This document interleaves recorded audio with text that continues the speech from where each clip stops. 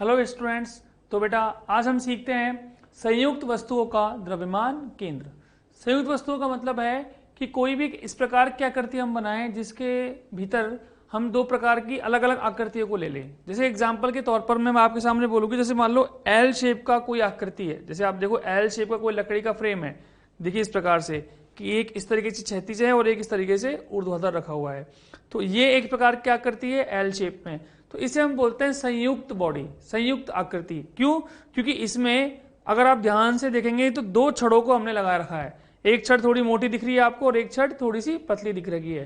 तो ऐसे इस प्रकार की वस्तुओं को हम बोलते हैं संयुक्त द्रव्यमान, जिसके अंदर हम एक, दो या दो से अधिक वस्तुओं को सम्मिलित करके एक नई वस्तु का निर्माण करते हैं।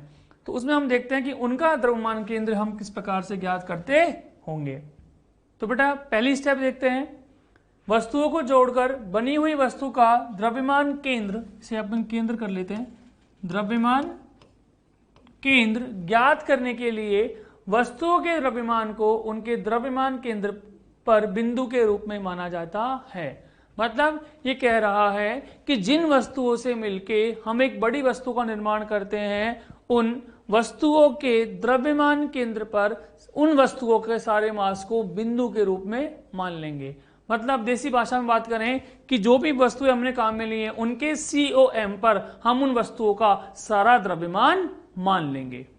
दूसरी स्टेप है, यदि द्रव्यमान अज्ञात है, मतलब अगर मास अननोन है, तो वितरण के आधार पर द्रव्यमान के लिए निम्न का प्रयोग करेंगे। कि अगर प्रश्न में द्रव्यमान अज्ञात है तो हम वितरण के आधार पर पता लगाएंगे कि हमें किस सूत्र से द्रव्यमान ज्ञात करना है। जैसे लंबाई के लिए, मतलब लेंथ में अगर वितरण है, उसके लिए हम मास निकालने का तरीका निकालेंगे लैम्बडा इंटू लंबाई।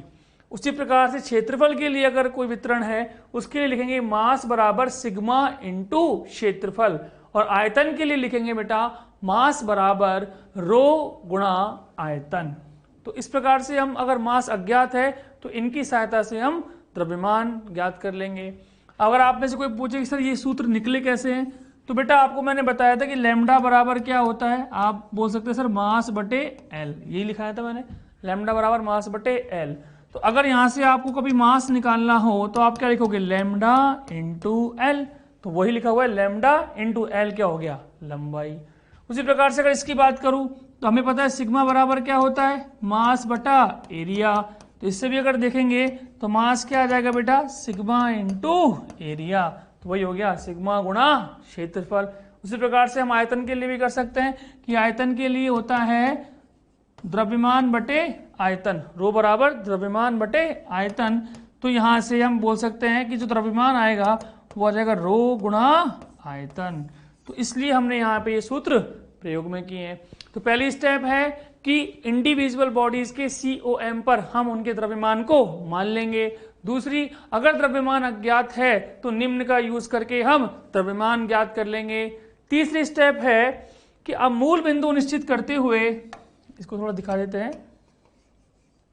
अब मूल बिंदु निश्चित करते हुए एक वस्तु के COM के निर्देशांक लिखेंगे। मतलब अब हम सवाल में एक मूल बिंदु बना लेंगे और मूल बिंदु के हिसाब से जिन वस्तुओं को हमने COM निकाला था उनके COM के निर्देशांक लिख देंगे। और निर्देशांक लिखने के बाद नंबर स्टेप 4 है कि निम्न सूत्र का प्रयोग करेंगे, जो हमने विभिन्न निकाय के अंदर पढ़ा था कि अगर XCM निकालना होता है तो M1x1 plus M2x2 plus M3x3 upon M1 plus M2 plus M3, तथा YCM के लिए हम यूज करेंगे M1y1 plus M2y2 and so on. इसका मतलब है ये आगे भी चल सकती है कहानी, बटा M1 प्लस M2। तो इस प्रकार से 4 स्टेप्स हैं। पहले में हमने इनके COM पर द्रव्यमान मान लिया। दूसरे पे अगर द्रव्यमान अज्ञात है तो द्रव्यमान ज्ञात कर लेंगे वितरण के आधार पर। नंबर 3 पर निर्देशांक लिख देंगे मूल बिंदु फिक्स करके। और नंबर 4 पर इस M1x1 प्लस M2x2 वाले सूत्र का प्रयोग कर लेंगे। तो इसी पे समझ के बेटा कुछ सवाल करते हैं। पहला प्रश्न है, दो समरूप छड़ें चित्रानुसार रखी गई हैं। तो ये समरूप छड़ें हैं। समरूप छड़ें मतलब दोनों का द्रव्यमान m है और लंबाई l है। इनका COM तथा COM की दूरी बताइए। हमें इनका COM बताना है, मतलब द्रव्यमान केंद्र बताना है कहाँ है, और द्रव्यमान केंद्र की दूरी बतानी है। जब भी दूरी पूछी गई हो तो बेटा ये समझना होगा कि दूरी कहाँ से निकालनी है। क्योंकि दूरी के लिए आपको बताना पड़ेगा कि यहां से दूरी बतानी है। तो जब नहीं दे रखा हो तो हम हमेशा दूरी मूल बिंदु से निकालेंगे। तो हमें इस बिंदु से हमें दूरी निकालनी है COM की। ठीक बात है। अब देखते हैं कि COM कैसे निकालेंगे। तो वही बेटा दिख रहा है हमें संयुक्त बॉडी है, क्योंकि एक रॉड इस प्रकार से और एक रॉड इस प्रकार से है, तो हम कह सकते हैं कि ये संयुक्त बॉडी है। तो यहाँ पर बेटा ये दोनों का मिलन हो रहा है। यहाँ पर ये जो पार्ट है इसे हम नेग्लेक्ट करेंगे, इसे हम नगण्य मानेंगे। आप ऐसा नहीं मानेंगे कि ये छड़ इसमें भी आ रही है, ये छड़ इसमें भी आ रही है, उसे आप एक बार ही मान लेंगे, उसमें कोई दिक्कत नहीं है। तो स्टेप बाय स्टेप करते हैं बेटा, इसके सॉल्यूशन को देखते हैं। पहली स्टेप मैंने आपको बताई थी कि जिन वस्तुओं से हमने उस संयुक्त द्रव्यमान का निर्माण किया है उन वस्तुओं के इंडिविजुअल COM पर उन वस्तुओं का सारा द्रव्यमान मान लेंगे। तो बेटा एक बार काम करते हैं, मैंने बोल दिया कि इसके अंदर दो छड़ है, छड़ नंबर 1 और छड़ नंबर 2। ठीक है, यहाँ पर लिख दें, ये छड़ नंबर 1, ये छड़ नंबर 2। तो पहले एक छड़ नंबर 1 को देखिए, आप भूल जाइए छड़ नंबर 2 है। तो आप छड़ नंबर 1 को देखेंगे तो इसका द्रव्यमान केंद्र कहाँ पे होगा? हम जानते हैं बेटा ये एक तरीके से हमारे लिए समांगी रूप से वितरित वस्तु हो गई, तो इसके ज्यामितीय केंद्र पर ही इसका COM विद्यमान होगा। मतलब इसका जो COM होगा वो इस बिंदु पर होगा, जिसके लिए मैं बोल सकता हूं कि अगर ये पूरी लंबाई L है तो वो हो जाएगा L/2 पर। तो मैंने यही किया कि मान लो इसका मास M है और इसका मास भी M है छड़ का, तो सारा की सारा M मास मैं इस बिंदु पर दिखा दूंगा। तो मैंने यही किया, सारा मास M इस बिंदु पर दिखा दिया। दूसरी स्टेप क्या थी? उसी की एक रह गई। दूसरी छड़ के लिए बात करें, छड़ नंबर 2 के लिए बात करें तो अब ऐसे हैं, तो इसके लिए आ जाएगा बेटा इसके मिड बिंदु पर, ये मिड बिंदु पर आ गया इसका L/2। तो पहली स्टेप तो यही हो गई बेटा। क्या पहली स्टेप थी कि उनके इंडिविजुअल COM पर हम सारा द्रव्यमान मान लेंगे। दूसरी स्टेप ये होती है कि अगर द्रव्यमान अज्ञात है, परंतु यहां तो द्रव्यमान है हमारे पास M और M, अगर द्रव्यमान है तो हमें उस स्टेप की जरूरत ही नहीं पड़ेगी। तीसरी स्टेप थी कि मूल बिंदु के आधार पर उन COM के निर्देशांक लिखिए। तो देखिए मूल बिंदु है ये बेटा, अब अगर निर्देशांक लिखें तो मुझे निर्देशांक लिखना आता है। वो कैसे लिखते हैं कि x का मतलब होता है x पर कितना चला और y का मतलब y पर कितना चला। तो चला देखिए यहाँ पे अगर आपको पहुंचना हो, आप यहाँ पे हैं तो आप x में कितना चले बेटा, x में तो आप चले ही नहीं है, तो x में कितना लिख दिया 0, और y में कितना ऊपर चले L/2, इसलिए क्या हो गया 0, L/2। उसी प्रकार से अगर यहाँ के आप निर्देशांक को देखेंगे तो आप बोल सकते हैं अगर यहाँ का निर्देशांक लिखना है तो बताइए x में कितना चले, तो आप बोलेंगे x में मैं इतना चला, तो हो गया L/2। और y में कितना चले यहाँ तक पहुंचने के लिए, तो आप y में चले ही नहीं है, तो हो जाएगा L/2, 0। इस प्रकार से इनका यूज करके हम बाद में इनका M1y1 M1 plus M2y2 upon M1 plus M2 और M1x1 plus M2x2 upon M1 plus M2 का यूज कर लेंगे और बता देंगे कि सेंटर ऑफ मास कहाँ होगा। तो इस प्रकार से हम इन स्टेप्स को यहाँ पर लगा सकते हैं। आगे की जो स्लाइड है उसमें मैंने उसी को बेटा एक तरीके से लिखित रूप में आपको दिया है कि यही स्टेप थी कि सबसे पहले मैंने इनके इंडिविजुअल COM पर इनका संपूर्ण द्रव्यमान बिंदु के रूप में मान लिया। द्रव्यमान अज्ञात नहीं है, इसलिए मुझे सेकंड स्टेप की आवश्यकता नहीं होगी। थर्ड स्टेप थी कि मूल बिंदु के आधार पर उन COM के निर्देशांक लिख लीजिए, तो वो मैंने लिख लिए, ये है L/2, 0 और वो है 0, L/2। अब सिंपली हमें क्या करना है बेटा, XCM निकालना है। तो अगर XCM निकालना है तो मुझे पता है कि हम क्या सूत्र प्रयोग में लूंगा, M1x1 प्लस M2x2। दो ही क्यों लूंगा, क्योंकि अब मेरे लिए दो बिंदु हो गए हैं, ये दो बिंदु द्रव्यमान हो गए हैं जिनके मुझे निर्देशांक पता है, जिनके मुझे द्रव्यमान पता है। सिंपल मुझे पार्टिकल वाला द्रव्यमान या फिर बोल सकता हूं बिंदु द्रव्यमान वाला फॉर्मूला ही प्रयोग में लेना है। दो ही है इसलिए दो बार लिख लेते हैं, अपॉन M1 M2। तो रख दिया M1 इंटू x1। तो मैंने मान लिया ये है मेरे लिए छड़ नंबर 1, ये है छड़ नंबर 2। तो M1 M into 0 plus M2 x2 M into L/2 upon M1 plus M2 कितना हो गया 2M। इसको जब सॉल्व करेंगे तो ये मिल जाएगा L/4। उसी तरीके से अगर YCM की बात करें बेटा, तो YCM में आप सूत्र क्या प्रयोग में लेते, आप लेते M1 Y1 plus M2 Y2 बटा M1 प्लस M2। आप इस सूत्र को प्रयोग में लेते हैं वहां पर भी, तो मैं लिख सकता YCM बराबर M1 इंटू Y1 की बात करूं बेटा वो क्या हो जाएगा L/2 प्लस M2 भी M है और Y2 कितना है 0 बटे 2M। इसको भी जब सॉल्व करोगे तो याद आएगा L/4।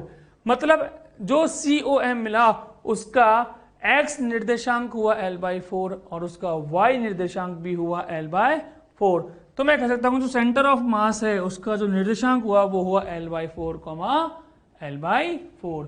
कहाँ पे आया होगा बेटा, जरा ये l/4 देखे तो दोनों निर्देशांक हैं। मैं बोल सकता हूँ कि l/4, l/4 कहीं हवा में आया होगा, यहाँ पर ये सेंटर ऑफ मास आया होगा l/4, l/4। ये मैंने कैसे पता लगाया कि यहीं पे आया होगा? देखो बेटा, अगर आप सिंपल सोचें तो ये और ये दो मास पार्टिकल हो गए। मैंने आपको बताया था कि दो मास पार्टिकल मतलब दो बिंदु द्रव्यमान या द्विकर्ण निकाय का सेंटर ऑफ मास, उन्हीं को जोड़ने वाली रेखा पर कहीं बीच में होता है। अगर हम इस प्रमेय का यहाँ यूज करें, इस नियम का यहाँ यूज करें, तो हम देखते ही बता सकते थे कि जो COM होगा वो कहीं हवा में होगा। कैसे? इन दोनों द्रव्यमानों को अगर हम बेटा एक जोड़ने वाली रेखा ज्ञात करें और इस रेखा के कहीं बीच में अगर हम सेंटर ऑफ मास निकालें तो कहीं यहाँ पे आएगा। इसलिए हमने कहा कि द्रव्यमान केंद्र कहीं हवा में होगा, इस वस्तु के लिए थोड़ा हवा में आएगा। तो ऐसे हम बाय लॉजिक एक तरीके से फिजिक्स का यूज करके भी हम पता लगा सकते थे कि कहीं बीच में ये सेंटर ऑफ मास आएगा। अब सवाल का बेटा दूसरा जो स्टेप है या दूसरा सवाल जो पूछा गया है वो हमसे पूछा गया है कि आप दूरी बताइए। अब दूरी मतलब वो हमसे पूछ रहा है कि अगर ये ओरिजिन है तो ये डिस्टेंस बताइए, इस सेंटर ऑफ मास की d बताइए। अब बेटा d कैसे निकालें? तो मुझे एक बात पता है कि एक बिंदु है 0,0 और दूसरा बिंदु है l/4 बटा l/4। और अगर आपको बेटा 10th क्लास में याद हो कि अगर मेरे पास x1 y1 दो निर्देशांक हो, x2 y2 भी हो, तो मैं दूरी निकाल सकता हूं। और दूरी निकालने का जो सूत्र था बेटा d, वो क्या था? वो था y2 माइनस y1। तो यहाँ पर y2 मतलब क्या करेंगे, l/4 माइनस 0 का whole square plus x2 minus x1 का होल स्क्वायर का अंडर रूट। भाई l/4 minus 0, y2 minus y1 का whole square plus x2 minus x1 का होल स्क्वायर। जब इसको सॉल्व करेंगे तो यहाँ से d निकल के आएगी √2 l/4। और जब इसको सॉल्व करेंगे √2 l/4 को, तो इसको लिख देंगे यहाँ पर √2 इंटू √2 इंटू √2 इंटू √2। एक √2 कट जाएगा तो ये आ जाएगा l/2 √2। तो दोनों आंसर आ गए बेटा। एक हमसे पूछी द्रव्यमान केंद्र की दूरी, द्रव्यमान केंद्र की दूरी आ जाएगी l/2 √2 और द्रव्यमान केंद्र का निर्देशांक आ जाएगा l/4, l/4। जो हमें पता होना चाहिए था वो था कि अगर दो बिंदु दे रखे हों तो उनके मध्य दूरी कैसे निकालते हैं। ये 10th क्लास में आपने सीखा भी था, फिर मैं आपको रिकॉल करा देता हूं बेटा। अगर मान लो ये x1 y1 हो और ये x2 y2 हो। अच्छा, आपने 10th क्लास में नहीं, आपने 11th में बेसिक मैथ में भी सीखा होगा। जब आपको बेसिक गणित सिखाया था तो उसमें भी सिखाया होगा ये फॉर्मूला कि 3 निर्देशांक हो उसके लिए भी और 2 निर्देशांक हो उसके लिए भी, तल के लिए भी और एक 3D ज्यामिति के लिए भी। तो d का जो सूत्र होता है वो हो जाता है y2 माइनस y1 का whole square plus x2 minus x1 का होल स्क्वायर का अंडर रूट। तो इस सूत्र का हम यहाँ यूज करेंगे और इस सवाल को कर देंगे। फिर अगला सवाल देखते हैं कि 3 समरूप वर्गाकार प्लेटें चित्र अनुसार रखी गई हैं। समरूप का मतलब वही कि जिनका द्रव्यमान समान है और जिनकी जो लंबाइयां हैं या जो चौड़ाइयां हैं वो भी समान हैं। उनके COM के निर्देशांक बताइए। तो हमें इस प्रकार से एक आकृति दे रखी है जिसके अंदर 3 वर्गाकार प्लेट हैं। मैं इनको नाम ले लेता हूं बेटा। मान लो कि यह प्लेट नंबर 1, यह है प्लेट नंबर 2 और यह है प्लेट नंबर 3। तो इस प्रकार से 3 प्लेट अरेंज करके दे रखी हैं और बोला गया कि इनसे बनी हुई संयुक्त वस्तु के द्रव्यमान केंद्र को बताइए। तो वही बेटा हम स्टेप लगाएंगे। पहली स्टेप क्या है कि इनके द्रव्यमान केंद्र पर इनका सारा द्रव्यमान मान लेंगे। मतलब इसके लिए हम बात करेंगे पहली प्लेट के लिए, तो पहली प्लेट के द्रव्यमान केंद्र होगा उस पर सारा द्रव्यमान मान लेंगे और दूसरी प्लेट के द्रव्यमान केंद्र पर सारा द्रव्यमान मान लेंगे और तीसरी के भी द्रव्यमान केंद्र पर सारा द्रव्यमान मान लेंगे। दूसरी स्टेप, अगर द्रव्यमान अज्ञात हो पर यहाँ द्रव्यमान है सबका mm, तो दूसरी स्टेप की आवश्यकता हमें नहीं पड़ेगी। तीसरी स्टेप थी बेटा कि अब मूल बिंदु के आधार पर इनके निर्देशांक ज्ञात करेंगे। तो हम यहाँ पर मूल बिंदु मान लेंगे और इनके जो COM है इनके निर्देशांक लिख देंगे और नंबर 4 पे हम सूत्र का प्रयोग कर लेंगे m1 x1 plus m2 x2 plus m3 x3 upon m1 plus m2 plus m3 और इसे हम सवाल को हल कर देंगे। अब जो मैंने बोला है बेटा उन स्टेप्स को कर लेते हैं। तो सबसे पहले मैंने क्या किया, मेरे पास ये स्टेप थी, ये हमारे पास क्या थी बेटा, शेप थी। ये मैंने मान लिया कि ये मेरे पास नंबर 1, ये है नंबर 2 और ये है नंबर 3। ये मेरे पास 3 वर्गाकार प्लेट है। तो सबसे पहले इन वर्गाकार प्लेट के COM, भाई मुझे पता है कि इसका COM कहीं यहाँ पे होगा, इसका कहीं यहाँ पे होगा और इसका कहीं यहाँ पे होगा। इनके निर्देशांक लिख लेते हैं, इन पे सारा मास मान लेंगे, अब फिर इनके निर्देशांक लिख लेते हैं। अब निर्देशांक लिखने के लिए आपको मैंने तरीका बताया था बेटा कि निर्देशांक लिखने का मतलब होता है जैसे कभी लिखा हो x, y, तो आप इसका मतलब ये समझें कि मूल बिंदु से x में कितना चलना पड़ा और y में कितना चलना पड़ा उस बिंदु के लिए। तो बस वही हमें सोचना है। तो बेटा अगर इसका अपन लिखें तो देखिए यहां से लिखना स्टार्ट करें, 0,0, तो मुझे x में कितना चलना पड़ा, तो मुझे पता है अगर मैं यहां डॉटेड लाइन बनाऊं तो ये एकदम मध्य बिंदु होगा। तो मैं कह सकता हूं कि x में चलना पड़ेगा मुझे इतना, तो ये हो जाएगा a/2। और y में कितना चलना पड़ा, y में भी चलना कितना पड़ा, a/2। तो इसके निर्देशांक जो बनेंगे बेटा, इसके निर्देशांक हमारे सामने जो बनेंगे वो क्या बन जाएंगे, वो बन जाएंगे a/2, a/2। कैसे, x में कितना चलना पड़ेगा, a/2 और y में भी कितना चलना पड़ेगा बेटा, a/2। ठीक है, उसी प्रकार से बात करते हैं इस सेकंड प्लेट के लिए।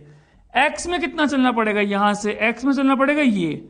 अब अगर आप ध्यान दें बेटा, अगर आप ध्यान दें तो यहां तक आने के लिए x में कितना चलना पड़ा, ये कितना होगा, ये हो गया बेटा a और ये हो गया a/2। दोबारा देखें, यहां से यहां तक हमें आना है तो मैं कह सकता हूं ये हो गया a और ये हो गया a/2। तो इसका x बिंदु तो हो जाएगा 3a/2, a प्लस a/2। और y की बात करें तो y में कितना चलना पड़ा, y में चलना पड़ा केवल और केवल a/2। तो इसका अगर निर्देशांक अपन लिखें तो वो लिख देंगे x निर्देशांक तो होगा 3a/2 और y निर्देशांक हो जाएगा a/2। तो इस प्रकार से हम निर्देशांक लिख सकते हैं। उसी प्रकार से अगर थर्ड प्लेट के लिए लिखें, आप सब भी अपनी कॉपी में थर्ड प्लेट लिखने की कोशिश कीजिए। कैसे लिखेंगे, वही कहानी याद रखो, x में कितना चलना पड़ा और y में कितना चलना पड़ा। अब बात करें बेटा तीसरी प्लेट पे पहुंचना है, तो देखिए ऐसे आया मैं x में, तो x में कितना चलना पड़ा, भाई ये पॉइंट है ना, तो इस पॉइंट के लिए x में कितना चलना पड़ा, ये, तो ये कितनी दूरी है, 3a/2। तो मैं बोल सकता हूं कि इसके लिए x निर्देशांक तो आ जाएगा 3a/2। और अगर y की बात करें तो y में यहां तक जाने के लिए कितना चलना पड़ेगा, y में चलना पड़ेगा बेटा, y में चलना पड़ेगा यहां तक। और यहां तक कैसे चेक करूंगा, ये दूरी हो गई a और ये हो गई a/2, ये हो गई बेटा a/2 और ये है मेरे पास a, तो ये कितनी हो गई 3a/2, मतलब ये भी हो गई 3a/2। तो इस प्रकार से हम निर्देशांक लिख सकते हैं। देखो थोड़ी बहुत जो आपको समस्या आएगी ना बेटा, वो सिर्फ निर्देशांक लिखने में आएगी, और वो भी उन्हीं बच्चों को आएगी जिनको थोड़े 10th क्लास में ये चीज कम आती थी। तो कोई बात नहीं, हम यहाँ सीख लेंगे। दोबारा देखिए, x, y का मतलब होता है x में कितना चलना पड़े और y में कितना चलना पड़े। इस बिंदु पर पकड़ें तो इस बिंदु पर पहले समानांतर लाइन खींच लीजिए, इस प्रकार से और इस प्रकार से। ऐसी लाइन खींची तो x में कितना चलना पड़ा, a/2। ऐसी लाइन खींची तो y में कितना चलना पड़ा, a/2। निर्देशांक हो गया a/2, a/2। उसी प्रकार से अगर दो वाले के लिए निकालना हो, यहाँ पर एक पैरेलल लाइन खींच दीजिए और यहाँ पर एक पैरेलल लाइन खींच दीजिए। अब देखिए x में कितना चलना पड़ा, ये कितना हुआ, a तो ये बेटा और a/2 ये, तो कितना हो गया 3a/2। उसी प्रकार से y में कितना चलना पड़ा, केवल a/2। ऐसे ही थर्ड वाले प्लेट के लिए बात करें तो थर्ड वाली प्लेट के लिए बोल देंगे कि x में कितना चलना पड़ेगा, ऐसे करा तो x में चलना पड़ा 3a/2 और y में कितना चलना पड़ा, y में भी चलना पड़ा 3a/2। तो इसके लिए लिख दिया 3a/2, 3a/2। उसी को प्रिंटेड फॉर्म में लिखा हुआ है कि centre of mass of square plate, ये होगा स्क्वायर प्लेट नंबर 1, ये प्लेट नंबर 2 और ये प्लेट नंबर 3। प्लेट नंबर 1 के लिए a/2, a/2, 2 के लिए 3a/2, a/2 और प्लेट नंबर 3 के लिए 3a/2, 3a/2। सेकेंड स्टेप क्या थी बेटा कि द्रव्यमान जो केंद्र थे, द्रव्यमान जो थे उन्हें अज्ञात हो तो निकालिए, पर यहाँ द्रव्यमान है तो सीधा हमें चौथी स्टेप लगानी है। चौथी स्टेप क्या कहती है कि सिस्टम के लिए अगर मुझे एक्सियम निकालना है तो वो क्या होगा, m1 x1 तो बात कर लें बेटा m1 सबका द्रव्यमान सेम है, तो m इंटू x1 क्या हो गया a/2, तो m into a/2 plus m into x2, x2 भी कितना है 3a/2 plus m into x3 कितना है 3a/2 बटा टोटल द्रव्यमान, और वो हो गया m प्लस m कितना 3m। तो अब इसको सॉल्व करेंगे तो हो जाएगा 3 3 6 और 1 7, तो ये जाएगा 7a/6। उसी प्रकार से अगर YCM निकालें तो YCM में हो जाएगा m इंटू y1 कितना है बेटा a/2 plus m into y2 भी कितना है a/2 plus m into y3 कितना है 3a/2 बटे टोटल द्रव्यमान 3m। इसको सॉल्व करेंगे तो ये मिलेगा 5a/6। तो इस प्रकार से हम कह सकते हैं कि जो सेंटर ऑफ मास होगी उसकी जो पोजीशन आई होगी वो क्या आई होगी बेटा, x निर्देशांक आया 7a/6 और y निर्देशांक आया 5a/6। तो इस तरीके से हम इस सवाल को सॉल्व कर लेंगे। एक और देखते हैं कि एक जैसे 3 गोले जिनका प्रत्येक का द्रव्यमान बड़ा M तथा त्रिज्या R है। ठीक है, 3 गोले हैं, हर किसी का द्रव्यमान M और त्रिज्या R है, केंद्रों को एक ही रेखा में रखते हुए परस्पर स्पर्श करते हैं। मतलब उनके केंद्र एक ही रेखा में रखते हुए वो एक दूसरे को स्पर्श करते हैं। उनके केंद्र क्रमशः A, B तथा C से चिन्हित हैं। तो निकाय के द्रव्यमान केंद्र की A से क्या दूरी होगी? निकाय के द्रव्यमान की या निकाय के पूरे की द्रव्यमान केंद्र की A से दूरी बतानी है। तो सबसे पहले तो इस दिए हुए प्रश्न के अनुसार हम हमारा डायग्राम ड्रॉ करते हैं। तो इस प्रकार से बन जाएगा। इस प्रकार से हमारे पास 3 समरूप गोले हैं जिनमें प्रत्येक का द्रव्यमान m है, ये भी m है, ये भी m है और ये भी m है। उनके केंद्रों को नाम दे रखा है A, B और C। अब बेटा हर किसी की त्रिज्या अगर r है तो मैं बोल दूंगा, अगर इस B बिंदु के निर्देशांक लिखूं तो ये हो जाएगा r ये और r ये कितना 2r। और क्योंकि ये x अक्ष पर विराजमान है तो मैं कह सकता हूं कि x अक्ष पर y निर्देशांक 0 होता है, तो इसका भी y0, इसका भी y0 और इसका भी y0। C का बिंदु और निकालना हो बेटा, दूरी कितनी चली, तो मैंने आपको तरीका वो बताया था, आप उससे भी चेक कर सकते हैं कि सर x में कितना चला। तो x में चलना पड़ा इतना, ये कितना हुआ बेटा, ये हो गया r 2r और r, तो r plus 2r plus r जोड़ोगे तो कितना हो जाएगा 4r, तो ये हो गया 4r, 0। तो इस प्रकार से हमने बोल दिया कि हमारे पास अब 3 बिंदु द्रव्यमान हो गए हैं। कौन से? एक ये और एक ये, और तीनों के निर्देशांक पता है। मतलब मैं कह सकता हूं कि अगर सेंटर ऑफ मास निकालना है ए से तो मैं सिंपल सूत्र क्या लगा दूंगा बेटा, सिंपल सूत्र लगा दूंगा XCM बराबर m into x1 plus m into x2 plus m into x3 बटे टोटल m कितना हो जाएगा m प्लस m। सर आपने यहाँ पर m1 m2 m3 क्यों नहीं लिखा? क्योंकि मुझे पता है m1 बराबर m2 बराबर m3 है और मैंने इन सबको m मान लिया। ठीक बात है बेटा, इसलिए मैंने उनको m1 x1 में नहीं लिखा। अब इसको अगर हल कर ले आगे, x1 का मान रख दे बेटा, x1 है कितना 0 प्लस m इंटू x2 का मान रख दिया 2r plus m into x3 हो गया 4r बटे 3m। इसको जब सॉल्व करेंगे ये बनेगा 6r बटे 3 और जब इसको काटेंगे तो क्या मिल जाएगा 2r। मतलब सेंटर ऑफ मास A वाले बिंदु से 2r दूरी पर होगा, और 2r दूरी का मतलब हो गया कि सेंटर ऑफ मास यहां पर होगा। इसी बिंदु पर निकाय का द्रव्यमान केंद्र विराजमान होगा। अब आपके दिमाग में एक प्रश्न आ सकता है कि सर आपने जो ये 0,0 है वो A बिंदु पर ही क्यों माना, हम तो B बिंदु में मान लेते। तो बेटा उसके लिए आप इस प्रकार से याद रखिए कि जिस बिंदु से भी आपसे दूरी पूछे कोशिश करें कि उसी बिंदु पर हम मूल बिंदु मान लें। जिस बिंदु से, इस बात को आप नोट भी कर सकते हैं कि जिस बिंदु से दूरी पूछी जाए या हम कहें स्थिति पूछी जाए उसी बिंदु पर निर्देशांक 0,0 मान लें। इसलिए हमने यहां पर 1 पर 0,0 माना था। आगे बढ़ते हैं। नेक्स्ट बेटा, ये भी एक अच्छा प्रश्न है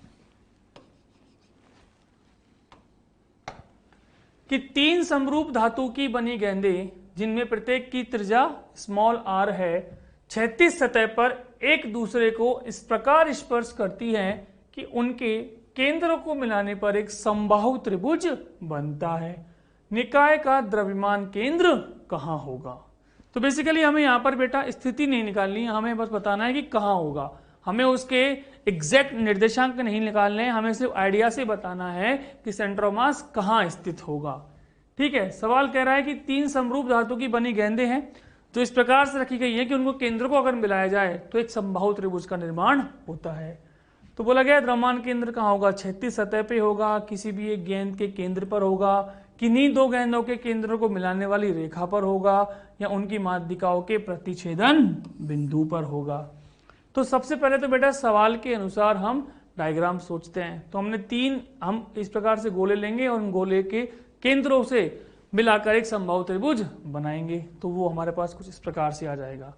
तो ये अपने 3 समरूप गोले ले लिए। ठीक है बेटा, इनसे हम बेटा अगर अपन इनका डायग्राम बना के देखें बाहर निकाल के, तो हम कह सकते हैं कि ये कुछ इस प्रकार से बनेगा।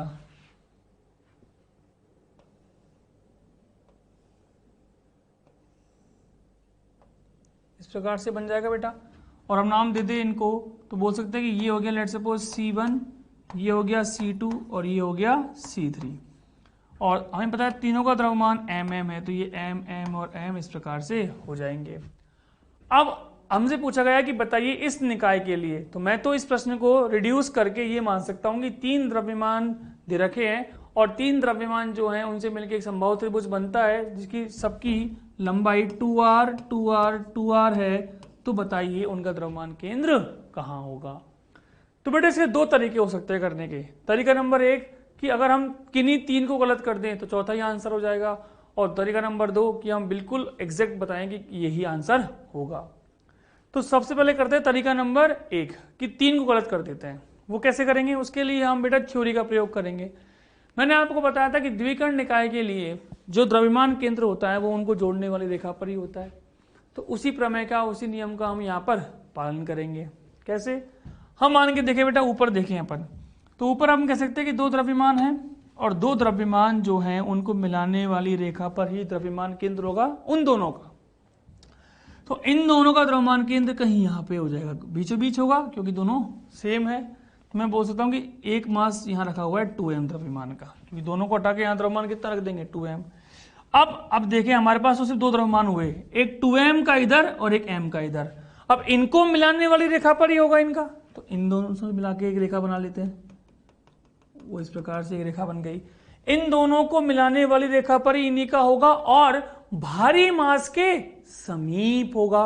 भारी मास के समीप होने का मतलब है कि इसके थोड़ा पास होगा, तो कहीं यहां। तो हम बोल सकते हैं कि यहां पर वो सेंटर C आएगा, किसका, इस पूरे निकाय का द्रव्यमान केंद्र, मतलब वो कहीं यहां पर आएगा। ठीक है, तो वो अब देखते हैं कैसे। तो अब देखते हैं कि इन चारों में से कौन से में ये चीज सही लग रही है। तो पहला है क्षैतिज सतह पर। क्षैतिज सतह का मतलब ये है कि क्या जमीन पर होगा क्या, तो वो तो नहीं हो सकता, क्योंकि जरा सोच के देखिए बेटा, इस प्रकार से स्फीयर रखे हुए हैं, गोले रखे हुए हैं, ये और ये। अगर 3 गोले इस प्रकार से रखे हुए हैं और उनके केंद्रों को मिलाने पर अगर बनेगा तो वो तो हवा में बनेगा बेटा, थोड़ा सा ऊंचा रहेगा ना क्षैतिज सतह से।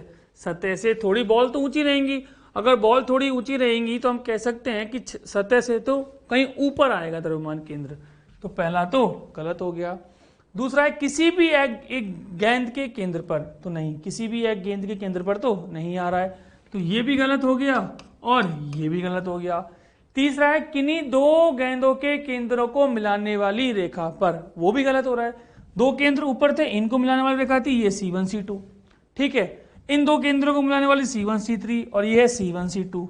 ना C2 C3 पे है, ना C1 C2 पे है, ना C1 C3 पे है, तो किन्हीं 2 केंद्रों को मिलाने वाली रेखा पर भी नहीं है। तो अगर 3 गलत कर दिए तो चौथा तो सही होगा ही होगा, और वो है उनकी माध्यिकाओं के प्रतिच्छेदन बिंदु पर, कि क्या पता इनकी माध्यिकाओं के प्रतिच्छेदन बिंदु पर आ रहा हो। तो ये तो है तरीका नंबर 1।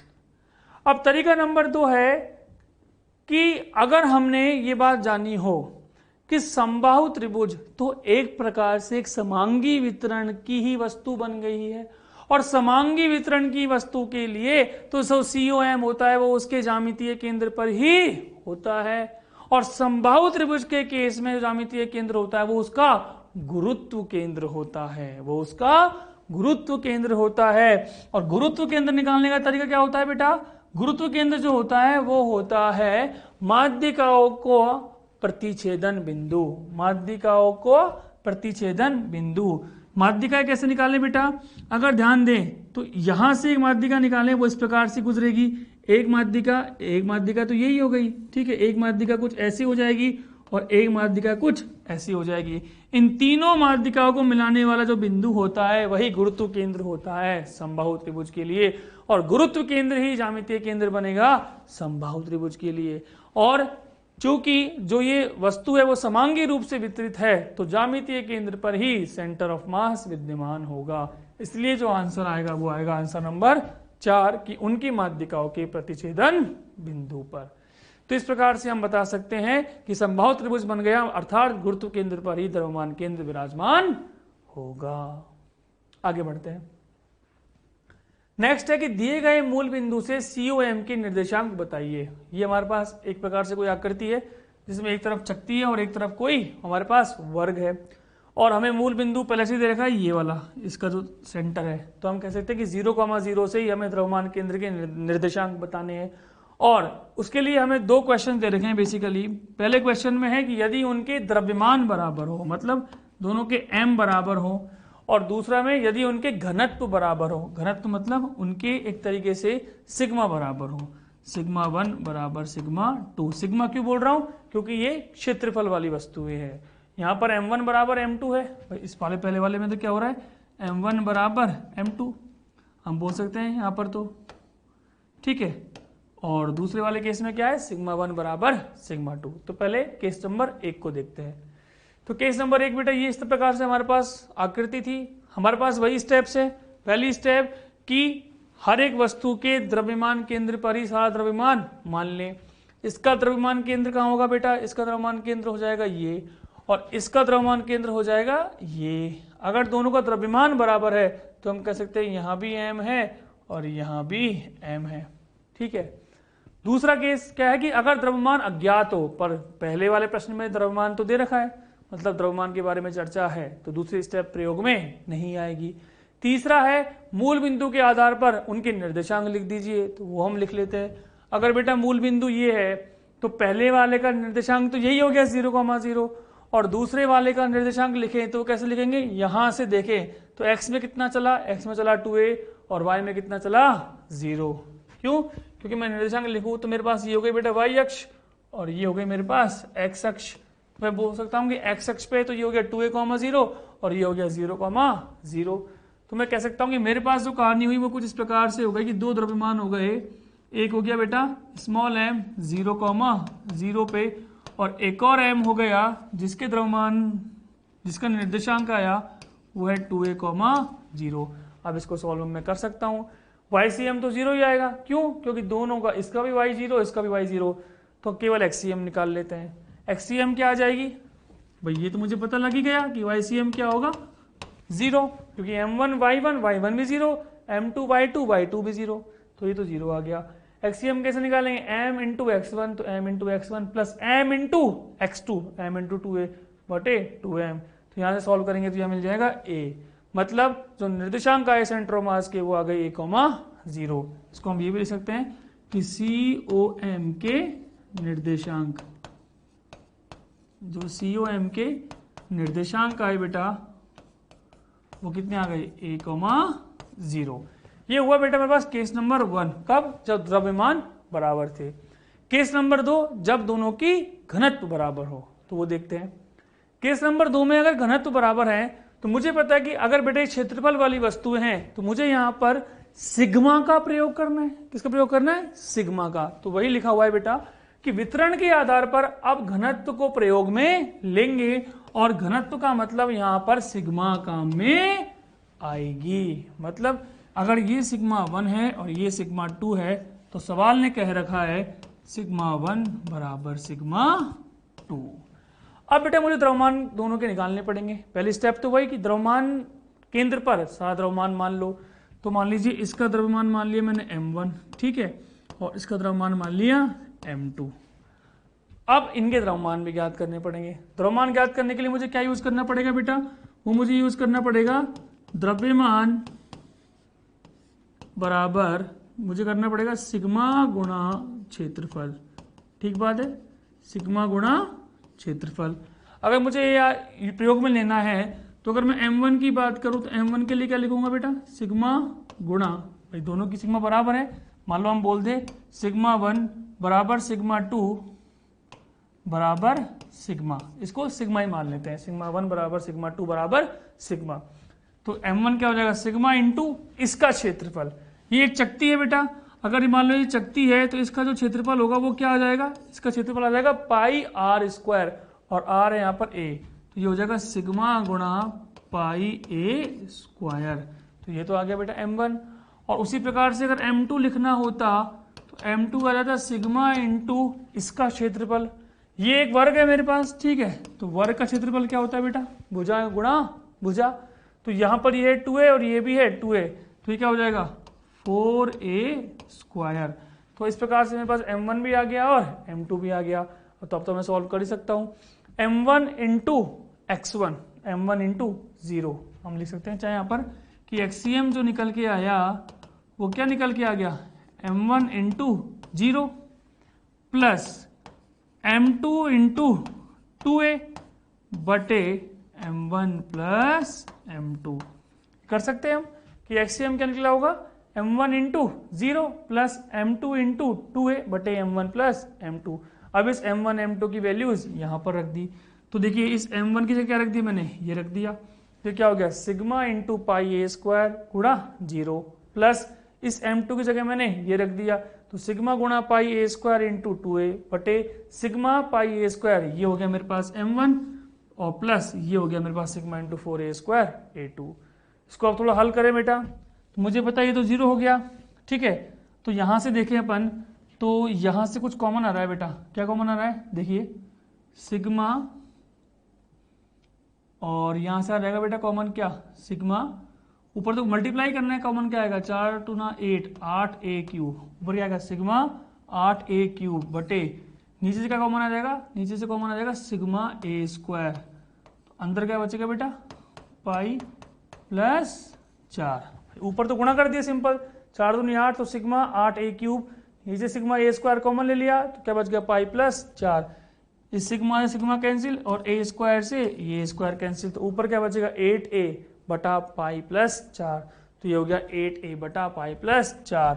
और हम कह सकते हैं कि दोनों का y निर्देशांक 0 है, इसका मतलब जो YCM होगा बेटा वो 0 होगा, तो जो निर्देशांक मिला होगा वो मिला होगा 8a बटा पाई प्लस 4 कॉमा 0, 8a बटे पाई प्लस 4 तो हो गया x निर्देशांक और 0 हो गया y निर्देशांक। तो इस संयुक्त बॉडीज में हमने क्या किया है बेसिकली बेटा, वही स्टेप्स को फॉलो किया है और सवाल हल किए हैं। एक और देखते हैं, नेक्स्ट है बेटा, इसको पहले आप सॉल्व करने का अपने पास, फिर उसके बाद हम यहाँ पर देखेंगे कि क्या गलती आपसे हुई थी और या फिर कितने बच्चों ने सही किया था। प्रश्न है, एक आदमी चित्रानुसार एक खिलौना बनाता है, यदि गोले के पदार्थ का घनत्व, कोई अपने पास खिलौना बनाया है, यहाँ पर एक ठोस शंकु लगा रखा है और उसके ऊपर कोई एक गोला रखा हुआ है, बोला गया यदि गोले के पदार्थ का घनत्व शंकु के, ये शंकु है बेटा, शंकु के पदार्थ के घनत्व का 12 गुना है, शंकु के पदार्थ का घनत्व का 12 गुना है, तो द्रव्यमान केंद्र के निर्देशांक क्या होंगे। मतलब हमसे कहा गया है कि जो शंकु की डेंसिटी है, शंकु का जो घनत्व है उसका 12 गुना ज्यादा घनत्व है गोले के पदार्थ का, तो बताना है कि द्रव्यमान केंद्र कहाँ होगा। तो बेटा इसके लिए हमने क्या कर सकते हैं कि हम बोल सकते हैं कि यहाँ पर ये दोनों एक तरीके से आयतन वाली वस्तुएं हैं। क्यों है आयतन वाली वस्तुएं, क्योंकि शंकु भी एक आयतन में होता है, शंकु का भी पूरा द्रव्यमान आयतन में होगा और जो गोला होगा उसका भी द्रव्यमान आयतन में होगा, तो इन दोनों के लिए हम आयतन काम में ले रहे हैं, मतलब द्रव्यमान ज्ञात करने के लिए किसका प्रयोग करेंगे, रो का। तो हम लिख सकते हैं यहां द्रव्यमान ज्ञात करने के लिए, यहां द्रव्यमान ज्ञात करने के लिए रो काम में लेंगे, रो काम में लेंगे, ठीक बात है। अब अगर रो काम में लेंगे, मैं मान लेता हूं कि ये बेटा हो गया मेरे पास 0,0, भाई इस बिंदु को मैंने क्या मान लिया 0,0। अब अगर मुझे पता है स्टेप्स की बात करें तो पहली स्टेप क्या थी कि प्रत्येक वस्तु के COM पर सारा द्रव्यमान मान लो। अब COM पर सारा द्रव्यमान मानना है तो COM भी पता होने चाहिए। यह है बेटा ठोस शंकु और यह है गोला। तो इस गोले की तो COM आपको पता है, वो आप क्या कह सकते हैं कि सर इसका जो केंद्र होगा वही इसका COM होगा। तो इसका COM तो कितना ऊपर हो जाएगा बेटा, ये 4R और ये जो दूरी होगी इतनी सी, ये मैं कह सकता हूं ये हो जाएगी R। कैसे?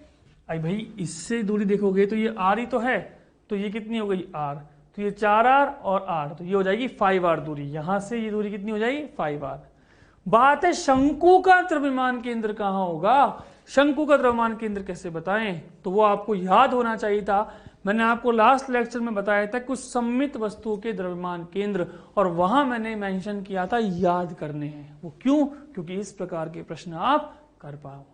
आप में से बहुतों को शायद याद भी होगा कि शंकु, जो ठोस शंकु था, उसके द्रव्यमान केंद्र का सूत्र था H/4, जहां पर H थी उस शंकु की दूरी। तो वही है कि H ऊंचाई वाले शंकु का द्रव्यमान केंद्र आधार से H/4 पर होता है। तो बहुतों को आप में से याद था, अच्छी बात है। जिनको याद नहीं था उन्हें याद करने थे, इस क्वेश्चन से उन्हें इसकी महत्वता समझ में आ जाएगी। अब इसको हल कैसे करेंगे बेटा, कि अब मुझे पता लगा कि H/4 पे है तो 4R/4, तो कितना हो गया ये R। तो मैं कह सकता हूं कि कहीं यहां पर R दूरी पर, कहीं R दूरी पर, कैसे, जो दूरी होगी ये R हो जाएगी। क्यों? क्योंकि मैं कह सकता हूं कि ये होगा 4R, तो ये हो जाएगा 0,R। 0 क्यों बोल रहा हूं? क्योंकि अगर मैं इसको Y अक्ष बना दूं, ये पूरा मेरे लिए Y अक्ष है और ये पूरा मेरे लिए X अक्ष है, तो इस पर ये क्या हो जाएगा 0,R। ये R कैसे आया 4R/R, और ये क्या हो जाएगा बेटा 0,5R। तो इस प्रकार से मुझे दोनों के निर्देशांक पता होंगे, दोनों का द्रव्यमान में सिग्मा से यूज कर लूंगा। तो आगे की स्लाइड में इसको सॉल्व करते हैं। ये हमारे पास है बेटा, मैंने मान लिया कि गोले का द्रव्यमान है M2 और शंकु का द्रव्यमान है M1। ठीक है, अब मुझे पता है कि द्रव्यमान केंद्रों की बात कर लें तो इसका द्रव्यमान केंद्र कहीं यहां पर है, और अगर मैं बात करूं बेटा ये 0,0 था तो ये निकल के आएगा 0,R। ठीक है, और ये निकल के आएगा 0,5R। तो ऐसे ही दोनों बिंदु आ जाएंगे। अब मुझे M1 M2 निकालने हैं। अब M1 कैसे निकालें, तो मुझे पता है कि M1 क्या होता है। M1 हो गया द्रव्यमान जो हुआ इस केस में, वो क्या हो गया, द्रव्यमान हो गया बेसिकली बेटा हमारे पास रो गुणा आयतन। ये लगाएंगे हम सूत्र, रो गुणा आयतन। तो अगर आप देखें पहले वाले केस के लिए तो M1 कैसे लिखेंगे, रो गुणा आयतन। आयतन हमें किसका पता होना चाहिए बेटा, शंकु का। शंकु का आयतन क्या होता है, शंकु का आयतन होता है 1/3 पाई रेडियस या फिर त्रिज्या का स्क्वायर गुणा ऊंचाई। यही होता है बेटा। आप में से बहुतों को फिर अगेन याद है, ये शंकु का जो आयतन होता है वो क्या होता है 1/3 पाई रेडियस का स्क्वायर गुणा ऊंचाई। अब अगर यहां पर देखें तो रेडियस कितनी है, ऊंचाई कितनी है, वो रख देते हैं। तो देखिए M1 कितना आ जाएगा बेटा, M1 की बात करें तो रो गुणा 1/3 पाई।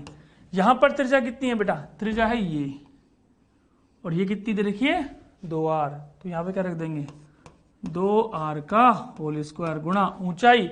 ऊंचाई कितनी है बेटा इसकी, इस शंकु की जो ऊंचाई दे रखी थी, ये जो ऊंचाई थी ये थी इसकी 4R, तो ऊंचाई में क्या रख देंगे 4R। तो इस तरीके से, और मैंने मान लिया कि ये जो वैल्यू है इसे मैंने M मान लिया, माना M1 बराबर M, तो इस पूरे को मैंने M मान लिया। ठीक है, उसी प्रकार से अगर मुझे M2 निकालना है, M2 कौन सा है बेटा ये, तो M2 के लिए मैं क्या यूज करूंगा, द्रव्यमान। अब द्रव्यमान की मैं बात करूं, उसका द्रव्यमान क्या है, तो पीछे प्रश्न में अगर आप देखें तो देखिए प्रश्न में क्या लिखा हुआ है, क्या कि गोले के पदार्थ का घनत्व शंकु के पदार्थ के घनत्व का 12 गुना है। मतलब अगर शंकु की हमने रो मानी है घनत्व, तो गोले की घनत्व रो की 12 गुना, मतलब 12 रो हो जाएगी।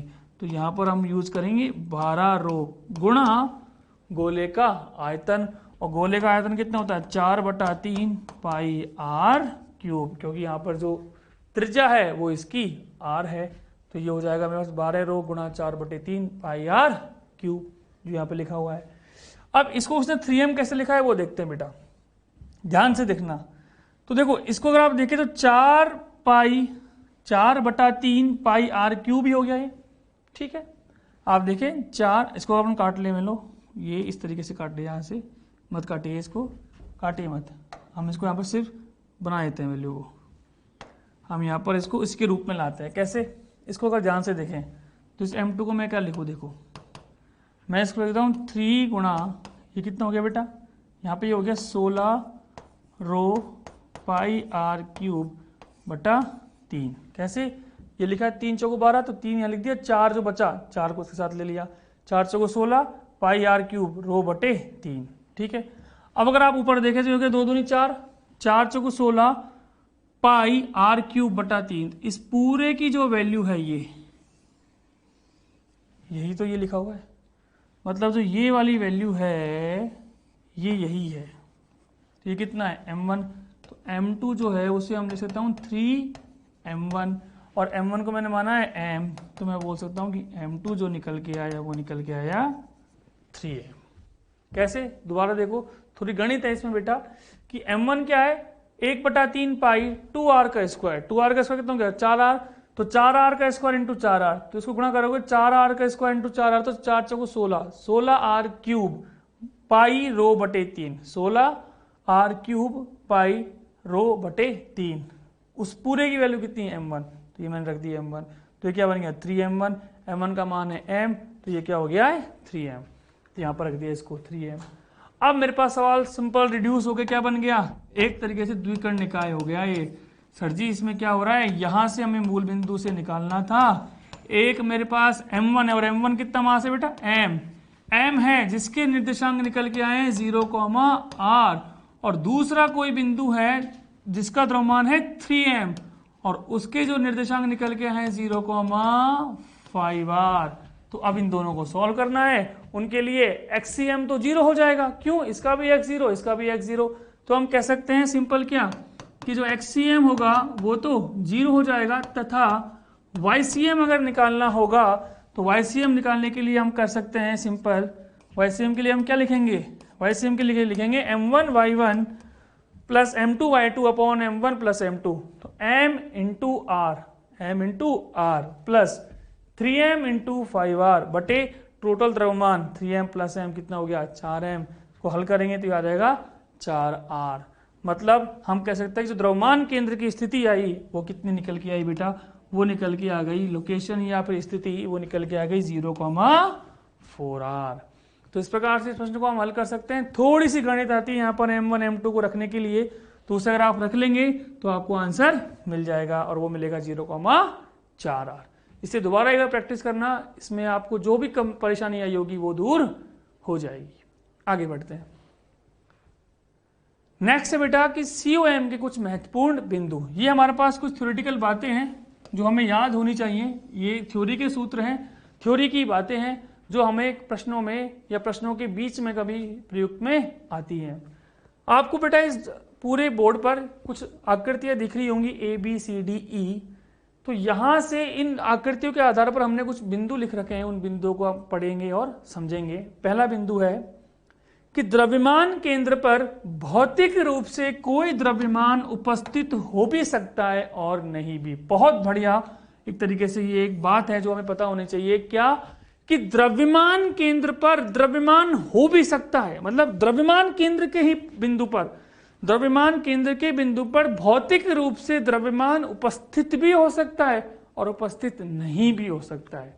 अर्थात अगर यहाँ पे ABCD को आप देखें तो देख सकते हैं कहीं पर भी जो द्रव्यमान केंद्र है, सबका द्रव्यमान केंद्र दिख रहा है। मान लो ये एक तरीके से खोखली कोई रिंग है, द्रव्यमान केंद्र बीच में आ गया, आधी रिंग के लिए यहाँ पे आ गया, एल शेप के लिए यहाँ पे आ गया, और कोई जो ये त्रिभुजाकार फ्रेम है इसके लिए कहीं यहाँ पे आ गया। देखिए यहाँ पर कोई द्रव्यमान नहीं है, यहाँ भी कोई द्रव्यमान नहीं है, यहाँ भी कोई द्रव्यमान नहीं है, ना यहाँ कोई द्रव्यमान है।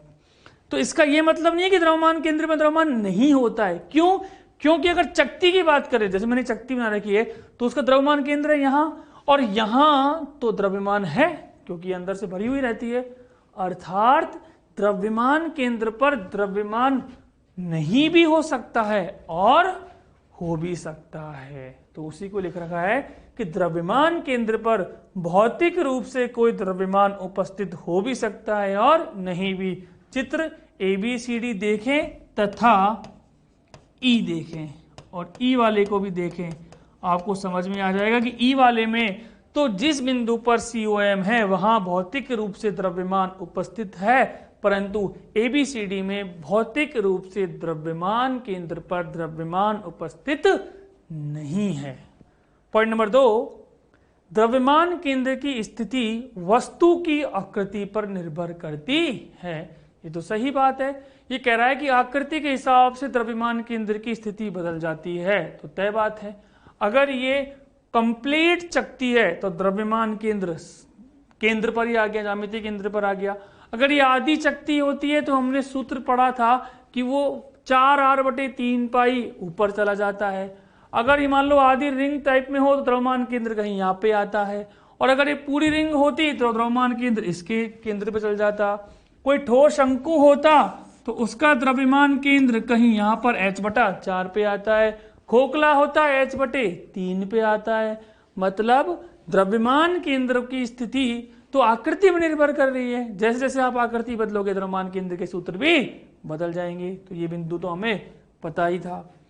अगला बिंदु और बहुत सबसे महत्वपूर्ण बिंदु ये कह रहा है कि दिए गए आकृति के लिए, मतलब कोई अगर आकृति फिक्स कर दी जाए उसके लिए यह वस्तु के अंदर द्रव्यमान के वितरण पर निर्भर करता है। मतलब अगर दो सेम शेप की, सेम आकृति की अगर दो हमारे पास वस्तुएं हो तो जो द्रव्यमान केंद्र है वो वितरण पर निर्भर करता है, अर्थात यह वस्तु के भारी भाग के समीप होता है। मतलब जहां ज्यादा मास उसी के पास होगा सेंटर ऑफ मास।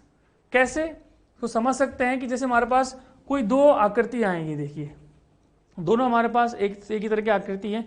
मैंने मान लिया कि दोनों एक हमारे पास चकती हैं, ठीक है, ये चकती A और ये है चकती B। अगर आप ध्यान से देखें तो चकती A समांगी रूप से द्रव्यमान वितरण रखती है, मतलब इसमें द्रव्यमान चारों तरफ समान रूप से फैला हुआ है। ये मेरे पास एक तरीके से समांगी वितरण है। क्या है? समांगी वितरण। तो अगर समांगी वितरण है तो हम कह सकते हैं कि ज्यामितीय केंद्र पर ही द्रव्यमान केंद्र स्थित होगा। तो इसका जो द्रव्यमानीय केंद्र है उसी पर इसका द्रव्यमान केंद्र है।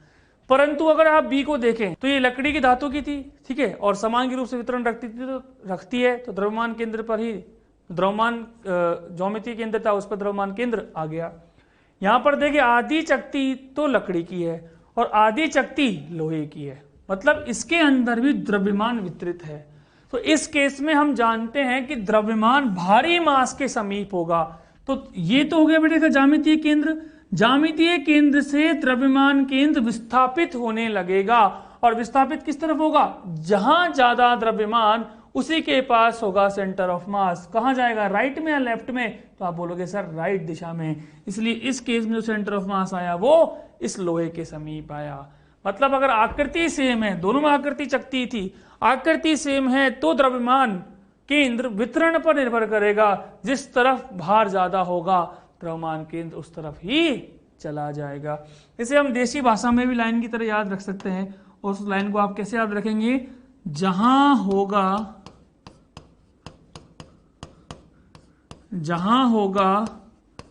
ज्यादा मास उसी के समीप होगा, उसी के पास होगा सेंटर ऑफ मास। तो इस लाइन को आप याद रखें कि जहां होगा ज्यादा मास उसी के पास होगा सेंटर ऑफ मास। तो इस प्रकार से ये जो बिंदु है, ये जो लाइन है, इससे आपको ये कहानी समझ में आ जाएगी। आगे बढ़ते हैं। नेक्स्ट बेटा इसके अंदर होमवर्क जो हमने अभी तक पढ़ा, हमने क्या क्या पढ़ लिया? हमने इसके अंदर पढ़ा कि कोई भी संयुक्त वस्तुएं होती है उनका द्रव्यमान केंद्र किस प्रकार से निकालते हैं। उसके लिए हमने बेटा 4 स्टेप्स बनी। पहली स्टेप की वस्तुओं के द्रव्यमान केंद्र पर द्रव्यमान मान लो। अगर द्रव्यमान अज्ञात है तो वितरण के आधार पर सूत्रों का प्रयोग करके द्रव्यमान ज्ञात कर लो। नंबर 3 पर कि मूल बिंदु को फिक्स करते हुए निर्देशांक लिख लीजिए। और नंबर 4 पे निकाय वाला कण के निकायों का सूत्र लगा दीजिए, m1x1 प्लस m2x2 बटा m1 प्लस m2 और m1y1 प्लस m2y2 बटा m1 प्लस m2। उसी के आधार पर हमने कुछ सवाल किए, कुछ अच्छे सवाल उसके अंदर देखे कि अगर गोलों को जोड़ दें तो क्या बनेगा, अगर शंकु के ऊपर कोई गोला रख दें तो किस प्रकार से सवाल को हल करेंगे। लास्ट में हमने पढ़ा कुछ थ्योरेटिकल बातें कि अगर सेंटर ऑफ मास से रिलेटेड कुछ महत्वपूर्ण बिंदु पढ़ने हो तो उनमें हमने पढ़ा कि सेंटर ऑफ मास वाले बिंदु पर भौतिक रूप से द्रव्यमान हो भी सकता है अथवा नहीं भी हो सकता। आकृति के आधार पर सेंटर ऑफ मास की स्थिति बदल जाती है और किसी भी एक निश्चित आकृति के लिए सेंटर ऑफ मास वितरण पर निर्भर करता है। जिस तरफ भार ज्यादा होता है सेंटर ऑफ मास उस तरफ विस्थापित हो जाता है। तो उसी पे बेस्ड बेटा ये होमवर्क है, इस होमवर्क को आप ट्राई कीजिएगा।